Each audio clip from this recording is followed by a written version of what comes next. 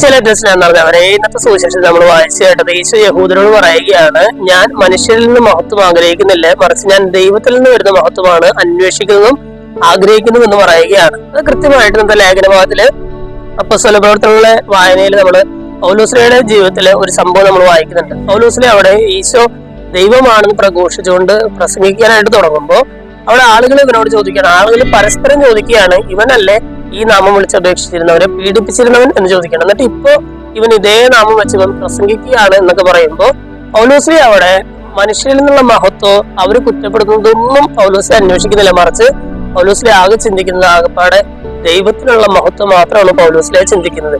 പക്ഷെ നമ്മൾ ഇന്നത്തെ രണ്ട് വായനകൾ വായിച്ചു കഴിയുമ്പോൾ നമ്മൾ ചിന്തിക്കേണ്ടത് തന്നെയാണ്, മനുഷ്യർ എന്തും പറഞ്ഞുകൊള്ളട്ടെ, പക്ഷെ ദൈവത്തിൽ നിന്നുള്ള ഒരു മഹത്വം എനിക്ക് വേണം. ദൈവത്തെ സ്നേഹിച്ച് ദൈവത്തെ മഹത്വപ്പെടുത്തി ജീവിക്കാനായിട്ട് എനിക്ക് സാധിക്കുന്നുണ്ടോ? അതിനുള്ള ഉത്തമ ഉദാഹരണമാണ് ഇന്നത്തെ ലേഖന ഭാഗത്തിലെ പൗലോസ്ലീഹയെ പോലെ മനുഷ്യരുടെ വാക്കുകളിൽ കുടുങ്ങിക്കിടക്കാതെ ദൈവത്തിന് മഹത്വം നൽകി ജീവിക്കാനായിട്ട് നമുക്ക് പരിശ്രമിക്കാം. ദൈവം എല്ലാവരെയും സമൃദ്ധമായിട്ട് അനുഗ്രഹിക്കും.